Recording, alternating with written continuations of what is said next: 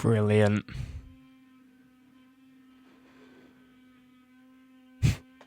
Welcome guys back to the channel. Yeah,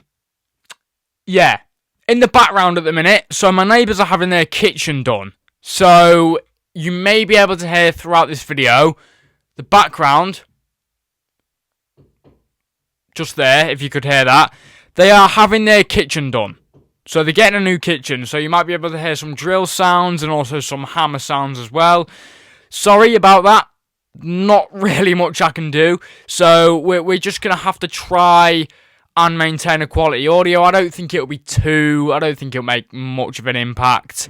But yeah, throughout this video, you will probably hear hammer sounds like that one, if you could hear that. And probably a sound of a drill as well, because they're having their kitchen done. So yeah, maybe have to deal with that for a couple of videos. Hopefully it won't impact the videos too much though. Anyway, let's get into the video. Nuno Espirito Santos has been sacked from his managerial reign at Nottingham Forest. He has been sacked. And I don't think this is a footballing decision. I think this is to do with, obviously, the ownership of Nottingham Forest. Obviously, Evangelos Marinakis. He obviously had a fiery dispute, a fiery interaction with Nuno after their 2-2 draw against Leicester towards the end of last season. And I think that's what sparked this whole sort of uncertainty of Nuno staying at the football club. I don't think this was a football decision, but I don't think that Evangelos Marinakis, I don't think it's going to be healthy for him to stay at the football club, because he seems like, you know, a powerful owner. He seems like a person who goes, you do what I say, you listen to what I say. It basically sounds like that. But yeah, we do have some stats to go through. The person replacing Nuno at Spurs is the last club he managed, so that's where I'm getting mixed up. The person replacing Nuno at Forest is Mr. Ange Postecoglou. Obviously, current Europa League champion. Obviously won that with Spurs. Is this a bad decision? There was 3 other candidates. So you've got Ange. I think Jose Mourinho was one of the candidates, and Marco Silva of Fulham. So yeah. I mean, we'll see. Is Forest his level? Can he do it at Forest? Obviously, first season, Ange was, obviously, he's come from just winning a European title with Spurs. Please don't let that cloud your perspective of Spurs this season, because Spurs this season was the worst they've had. There's no way to sugarcoat how bad their season was last season. Yeah, they may have got to a EFL Cup semi-final in which they got battered in the second leg.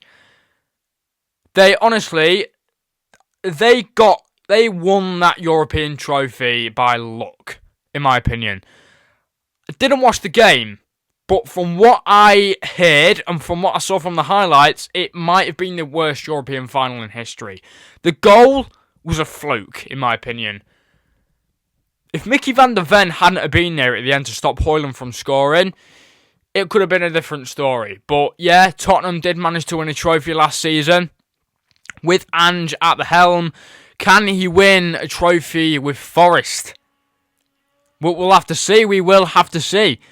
Let's see if he can do it in the Europa Conference League, because Forest didn't manage to get European football in the Champions League this season. That would have been so good to see, wouldn't it? Nottingham Forest back in the Champions League, but they do get European football, and I can assume that Forest fans are more than delighted with European football this season. You know, they've come back into the Premier League, and yeah, They've stayed up for 3 seasons now. They've done really, really well in the past 3 seasons. We do have some stats for you, some damning stats for their new manager.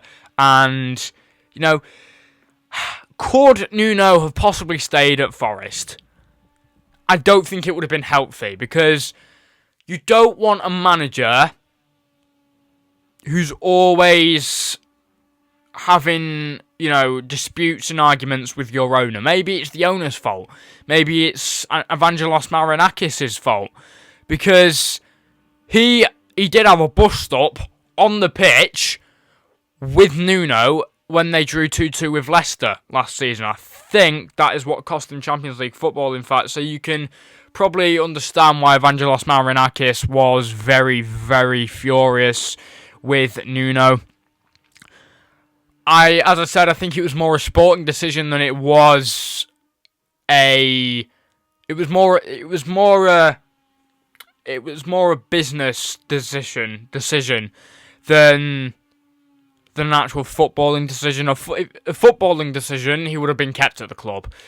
But I don't think you can keep a manager at the club who's possibly constantly having fiery interactions with your owner, because that isn't healthy. You can't have a manager that hates the owner, and you can't have an owner that hates the manager. You can't have that sort of relationship with an owner. So, yeah, maybe it was the right decision, and they've lost a great manager. But this is what makes me think that it was Marinakis' fault. Obviously, Morgan Gibbs-White was set to sign for Spurs this just gone summer for £60 million. Nottingham Forest blocked the transfer, took legal action, I think it was against Spurs, for tapping up MGW, Morgan Gibbs-White, and then signed him to a new, it was like 2-year contract. I've got some information on here somewhere. So, yeah, Morgan Gibbs-White was going to go to Spurs for £60 million, and then he extended his contract with Forest until 2028. So it is 2 more years, 3 more years left at the club. I searched that up yesterday, and where it said Morgan Gibbs-White extends new contract with Nottingham Forest till 2028, underneath said Morgan Gibbs-White was delighted to sign a new contract. Yeah, he didn't look delighted in the video when he was next to Evangelos Marinakis. He did not look happy. He looked as if he was being held hostage and just wanted to move to Spurs. I just think Nottingham Forest aren't a healthy club at the minute with their owner. They just don't look like a healthy club, and I feel like they need to get their owner out as soon as possible, because you can't have an owner that's tying players forcefully to the club. I don't know if that's the situation, but it looks like it is. You can't have an owner that's sacking a manager because it doesn't like the guy. Like, that's not how it works.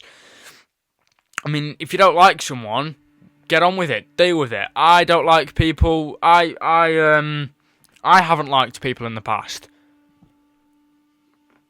And you just get on with it, don't you? You genuinely just get on with it. Say, this is like if you worked at Tesco, or maybe Asda, and the manager and your manager who you worked for hated you. They wouldn't just sack you. Like, you just have to kind of, you know, grin and bear it, don't you? But we do have some stats here, and it's pretty damning. So, Ange Postecoglou at Spurs in his time. So, this is from the 24-25 season. Won 8 games last season. Drew 5, lost 21. That was in the Premier League. And points per game, 0.85. League Cup. Won 4 games. Drew 0. And lost 1. Hang on, no, that must be 1. That must be 1. No, it is 4. My mistake, it is 4. So, won 4, drew 0 and lost 1. And his points per game, we don't really count points with the League Cup, but let's just go with the flow. 2.40. UEL, obviously, he won it. 9, I think that says 9. 9 wins. 1 draw, 2 losses. How can he have lost 2? I don't know what's going on there. My apologies, that data was correct. Spurs did lose 2 games in the UEFA Europa League last season. They lost 3-2 to Galatasaray and 1-0 to AZ Alkmaar. So that data was true. I just got a bit muddled up there. Sorry about that. And the points per game, 2.33. And then the FA Cup, 1-1, which was Tamworth. Drew 0, and lost 1, which was against Aston Villa in the round of 16, I am led to believe. And then the points per game was 1.50. And then if we go to his 23-24 stats, wins in the Premier League, 20, so significantly better. Draws, 6. Losses, 12. Points per game, 1.74. League Cup. The total for the 24-25 season was 22 wins, 6 draws, 25 losses, and PPG, 1.36. So that was total for 24-25. And then 23-24 in the Premier League, 20 wins, 6 draws, 12 losses, and the PPG was 1.74. League Cup, 1 win, 0 draws, 1 loss. PPG, 1.00. FA Cup, 21 wins, 7 draws. 1 win. In the FA Cup, you can't even play 21 games in the FA Cup. So 1 win in the FA Cup, 7 draws,